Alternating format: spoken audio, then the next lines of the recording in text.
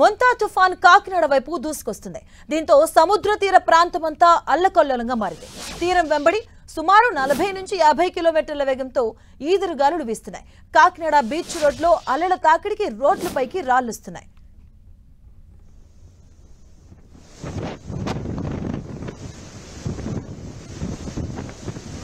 Kakinada beach రోడ్లో తాజా పరిస్థితిని మా ప్రతినిధి సతీష్ అందిస్తారు. మోంతా తుఫాను ప్రభావం కాకినాడ పరిసర ప్రాంతంలో తీవ్ర స్థాయిలో పడనుంది. అయితే ప్రస్తుతానికి మనం కాకినాడ సముద్ర తీర ప్రాంతంలో ఉన్నాం. సముద్ర తీర ప్రాంతం అంతా కూడా పరిస్థితి అంతా కూడా భయానకమైన వాతావరణం కనిపిస్తుంది. అంటే తుఫాను దగ్గర పడే కొలిది ఆ ప్రభావం ఏ స్థాయిలో ఉందనేది ఎలా ఉందో ఒకసారి విజువల్స్లో కనుక చూసుకుంటే కనుక సముద్రం అంతా అల్లకల్లోలంగా మారింది. కెరటాలు కూడా ఉవ్వెత్తున ఎగిసిపడుతున్నాయి. సుమారుగా 10 అడుగుల ఎత్తుకైతే మాత్రం ఎగిసిపడుతున్నాయి. కెరటాల తాకిడికి రాళ్ళు అన్నీ కూడా రోడ్డుపైకి వస్తున్న విజువల్స్లో కూడా మనం చూసుకోవచ్చు. అయితే ప్రస్తుతానికైతే మాత్రం గంటకి కూడా ఈ తుఫాను ప్రభావం అయితే మాత్రం దూసుకుని వస్తుంది.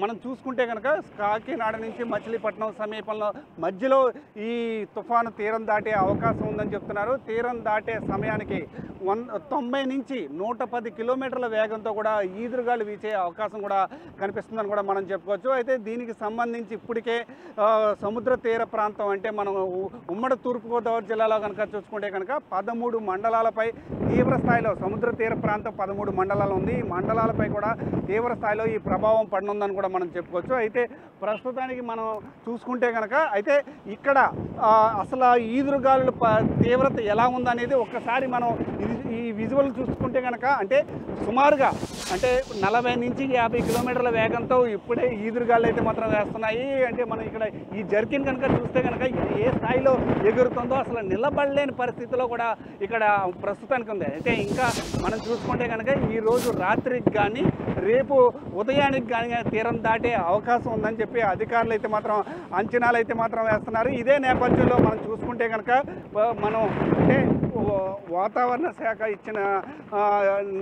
చెప్పిన దాని ప్రకారం చూసుకుంటే కనుక ఈరోజు రాత్రికి కానీ రేపు ఉదయానికి కానీ తీరం దాటే అవకాశం ఉందని చెప్తున్నారు. అయితే తీరం దాటే సమయంలో ఎలాంటి ఈదురుగాలు వేస్తాయి అంటే 90 నుంచి 110 కిలోమీటర్ల వేగంతో ఈదురుగాలు వేస్తాయి. ఒకవేళ కనుక తీరం దాటే సమయంలో ఎలాంటి పరిస్థితులు ఉంటాయనే అంశంపై ఒక్కసారి మనం చూస్తే కనుక చెట్లు పడిపోయే అవకాశం ఉంటుంది. ఈదురుగాలు తీవ్రంగా ఎక్కువగా ఉంటాయి కనుక చెట్లు పడిపోవచ్చు, హోర్డింగ్లు పడిపోవచ్చు, బలహీనంగా ఉన్న అన్నీ కూడా ఎగిరిపోయే ప్రమాదం కూడా ఉంది. వీటిలన్నిటికి సంబంధించి అంటే ఒక తుఫాను తీరం తాకిన తర్వాత అది మరింత బలపడితే కనుక ఈదురుగాళ్ళు కూడా పెరిగే అవకాశం ఉంది. ఇలాంటి పరిస్థితుల్ని తట్టుకునేందుకు రాష్ట్ర ప్రభుత్వం అయితే మాత్రం ఏ విధంగా సిద్ధంగా ఉంది ఒక్కసారి చూద్దాం. అంటే తీర ప్రాంతం వెంబడి లోతట్టు ప్రాంతంలో నివాసం ఉంటున్న ప్రజలందరినీ కూడా సురక్షిత ప్రాంతాలకు తరలించారు.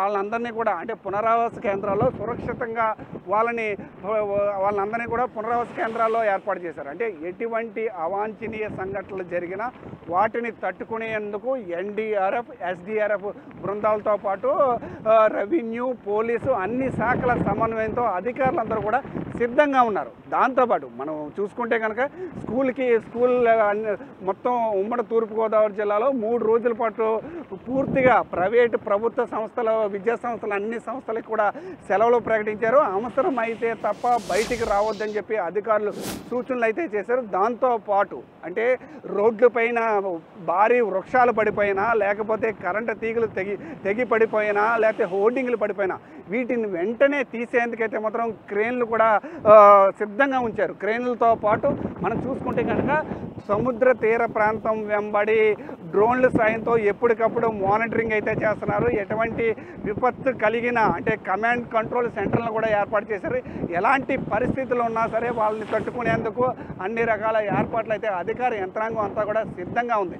అయితే ప్రస్తుతం మనం చూసుకుంటే కనుక విద్యుత్ విఘాతం కలిగినప్పటికీ కూడా వాటిని వెంటనే పునరుద్ధరించేందుకు సిబ్బందిని కూడా సిద్ధం చేశారు. అయితే ఈ తుఫాను స్థాయి ఏ స్థాయిలో ఉండబోతుంది, ఈదురుగాలి ప్రభావం ఎలా ఉండబోతుంది అనేది అంచనా వేయడానికి కంటే ఎక్కువగా ఉంటే కనుక దాన్ని ఎదుర్కొనేందుకు కూడా రాష్ట్ర ప్రభుత్వం అయితే సిద్ధంగానే ఉందని చెప్పుకోవచ్చు.